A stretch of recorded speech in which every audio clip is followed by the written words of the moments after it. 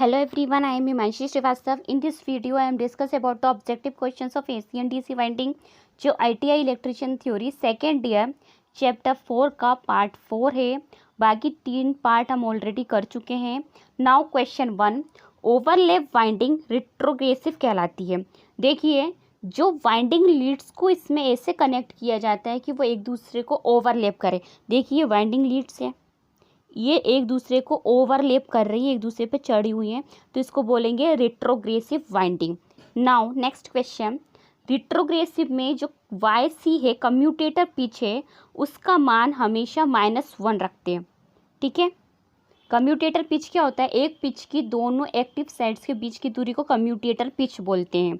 Now next question, carbon brush को poles के मध्य रेखा पर स्थापित करते हैं। देखिए, ये कार्बन ब्रश है, ठीक है, ये कार्बन ब्रश है, ये पोल से इसकी बिल्कुल मध्य रेखा पर स्थापित करा हुआ है, तो इसको बोलेंगे symmetrical. Now next question, carbon brush को पोल्स के मध्य रेखा पर स्थापित नहीं किया गया। कार्बन ब्रश यहाँ पर है और ये पोल यहाँ पे बिल्कुल मध्य रेखा पर स्थापित नहीं किया गया, तो इसको बोलेंगे एसिमेट्रिकल। ब्रश को न्यूट्रल रेखा पर या न्यूट्रल रेखा से दूरी पर रखते हैं। देखिए, जो ब्रश की स्थिति होती है उसको लगाने के 2 तरीके होते हैं। एक तो होता है ब्रश को न्यूट्रल अक्ष यानी GNA अर्थात 180 डिग्री पर रखते हैं, या फिर ब्रश को न्यूट्रल अक्ष से 90 डिग्री पर, न्यूट्रल अक्ष से दूरी पर थोड़ा 90 डिग्री पर रखा जाता है। तो इसका आंसर है 180 and 90 degree. Now next question, armature winding में दोष पाए जाते हैं। देखिए, जो आर्मेचर वाइंडिंग होती है उसमें ये शॉर्ट सर्किट, ओपन सर्किट और अर्थ एवं कॉइल का विपरीत दिशा में संयोजन, ये सभी दोष पाए जाते हैं। देखिए, शॉर्ट सर्किट दोष में क्या होता है, जो कॉइल लीड होती है आपस में वैद्युतिक रूप से स्पर्श कर जाती है, तो वो शॉर्ट सर्किट दोष कहलाता है।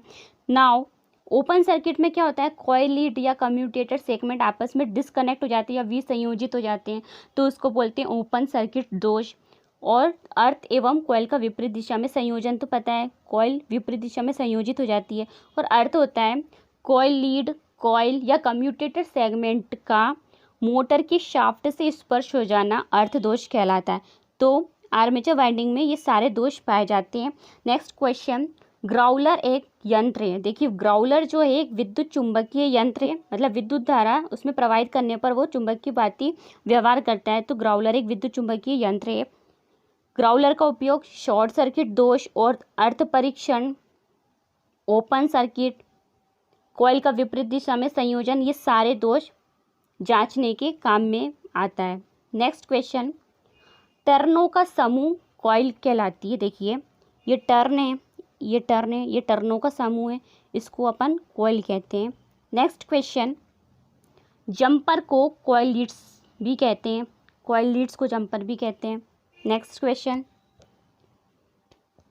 पिच फैक्टर का मान इकाई से कम हो तो लघु पिच कहलाती है। पिच फैक्टर क्या होता है, कॉइल पिच और पोल पिच का अनुपात को पिच फैक्टर बोलते हैं, और अगर पिच फैक्टर का जो मान होगा इकाई से कम होगा तो उसको लघु पिच बोलेंगे। नेक्स्ट क्वेश्चन, बांस की पट्टियों की आकृति की वाइंडिंग को बास्केट वाइंडिंग कहा जाता है। देखिए, बांस की पट्टियों की आकृति की वाइंडिंग, इसको बास्केट वाइंडिंग कहा जाता है। Next question,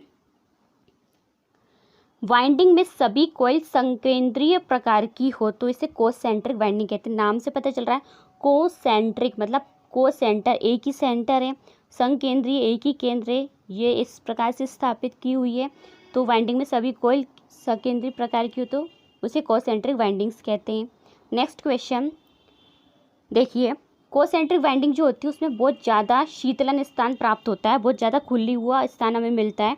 now next question, skin winding में अधिक व्यास की कॉइल लपेटी जाती है। देखिए, ओरिजिनल कॉइल ये है, ठीक है, और ये स्किन वाइंडिंग कहलाती है, इसमें बहुत ज़्यादा व्यास की कॉइल लपेटी जाती है, और ये कॉइल के बाद वाला आकार ये है, ये वाला, ये पहले कॉइल ये है। Now next question, flat loop non overlap, नाम से पता चल रहा है, एक तो ये फ्लैट लूप है, बिल्कुल फ्लैट है, देखिए फ्लैट है। ओवरलैप का मतलब होता है एक सर्कल ये, एक सर्कल ये दोनों सिर्फ एक दूसरे को टच कर रहे हैं, और ओवरलैप में ये सर्कल और ये सर्कल एक दूसरे को चढ़े हुए तो उसको बोलते हैं ओवरलैप करना, बट इसमें लिखा है flat loop non overlap. Winding में समान कॉइल पिच की छोटे आकार की कॉइल तैयार की जाती है। Now question 17, flat loop overlap को चेन वाइंडिंग भी कहते हैं। देखिए फ्लैट लूप है और ओवरलैप है। सबसे पहली बात तो ओवरलैप है, मतलब एक दूसरे पे चढ़ी है, तो ये चेन की बात ही ऐसी चढ़ी रहती है, इसलिए इसको चेन वाइंडिंग भी कहते हैं। Now next question, skew winding में कॉइल के दोनों पार्श्व छोटे बड़े रखे जाते हैं। देखिए चित्र में देखा है, ये स्क्यू वाइंडिंग है, इसके दोनों पार्श्व, एक ये छोटा है तो दूसरा बड़ा है, इस प्रकार से इसको बनाया जाता है। नाउ नेक्स्ट क्वेश्चन, हीरे आकृति वाइंडिंग्स में षटभुजाकार आकृति में होती है। देखिए जो हीरा आकृति की जो वाइंडिंग होती है वो षटभुजाकार, मतलब उसकी 6 भुजा होती है, 1 2 3 4 5 6। और सबसे ज़्यादा जब हम वाइंडिंग्स पढ़ते हैं तो इसी आकृति का यूज़ करते हैं, क्योंकि ये समझने में बहुत आसान होती है। नेक्स्ट क्वेश्चन 20, ब्रश की स्थिति ज्ञात करने हेतु डिग्री व रिंग विधि प्रयोग की जाती है। देखिए डिग्री विधि निकालने के लिए हम 362 पोलों के जोड़े वाला फॉर्मूला यूज़ करते हैं, और रिंग विधि जो होती है इसमें करंट की डायरेक्शन पहले ही बता रखी होती है। If you have any questions or suggestions, then comment me on the comment section. If you like this video, hit the like button, subscribe the channel. Thank you.